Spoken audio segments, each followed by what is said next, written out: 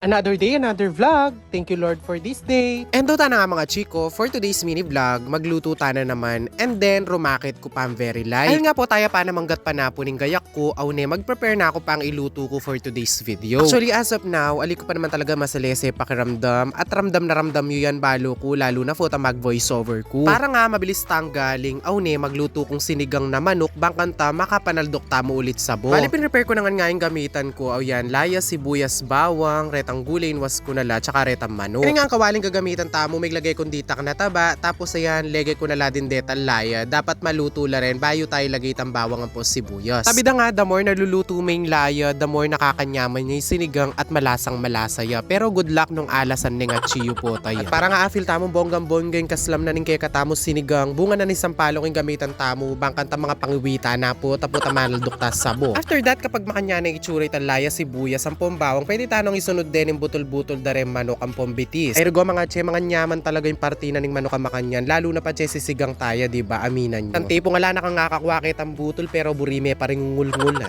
Charis. At syempre pagkalagay na nita manok, ayan, pihalu-halo tayo mo until mag golden brown yun. Syempre bang kata mag golden brown niya yung kay katamong manok, kailangan tayo pampabukalan. Then ayan, may add na ako ding asin, bang kanta makilasan eh, din itang kay katamong manok. Then kapag makanya na itsura, ayan, ang timo kanyan, magluwal na sariling mantika, itang kay katamong manok, pwede tanong ilagere ning pengilita mong pechay. Dahil nga medyo maragularet ang pechay, pinit na ako lamo libutad, bangkanta, no man makabaknal po tang kakanantalo. Kaya ba't nanita, syempre, pihalu-halo tanay na naman, kasi rene pechay, masagulila mo namang maluto din, and then pwede taneng ilagay, itang kay katamong panaslam na sampalo. May add na ako ring aliwang pampalasa ken, depende na kay kayo kung nano panburi yung ilagay, pero yaku, okay na siguro ang panlasa ko yan, kasi pinala na akong panlasa nung alimas lang. Charis. Kanya malapit na yung maluto, yung sinigang tamo, ayan, maglagay na ako nga siling haba, bangkanta, alila malaso. Sakit kasi pag lege mong agad din ni siling haba nga rin, pwede lang malaso tapos sobrang paras. Makalunos no man detan tauling mga lalo na nung pipali-pali day sabo. So ayan, after ko megluto, syempre sinandok na ako din. Then ayan, mga yaku mo. Charis. Ba syempre mga tana, Diyos ko, masakit yung masakit, kailangan milako na sakit tayo ni kasi dakal tamo racket natanggapan this month. So kailangan walang magkakasakit sa pamilyang to.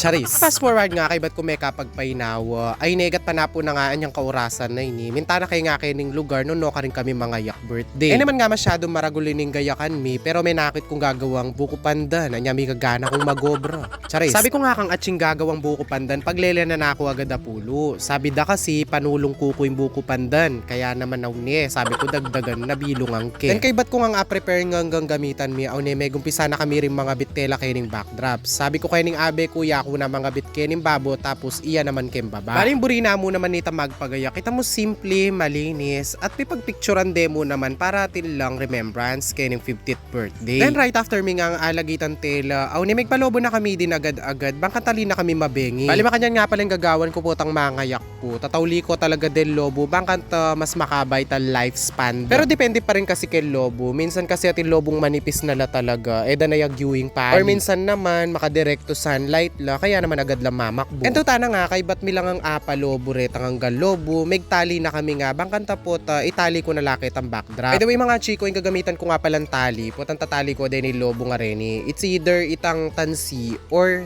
lobo din na retang pakaba, bangkanta alila mamakbong din lobo. Then ayan, kay ba't nanita, kay ni naman backdrop, karin ko megtali, bangkanta mas safe na ladin. Then na nga, after pilang oras ming pamanggayak, aw ni na nga final result na ninggayakan. Dahil nga may abutan kaming bengi kem pamanggayak, aw ni, pighandara na kaming hapunan, ating fried chicken, ang pong kaldaretang kambing. O siya, itana pa mo for today's video. Don't forget to like, follow, and share. God bless everyone. Bye!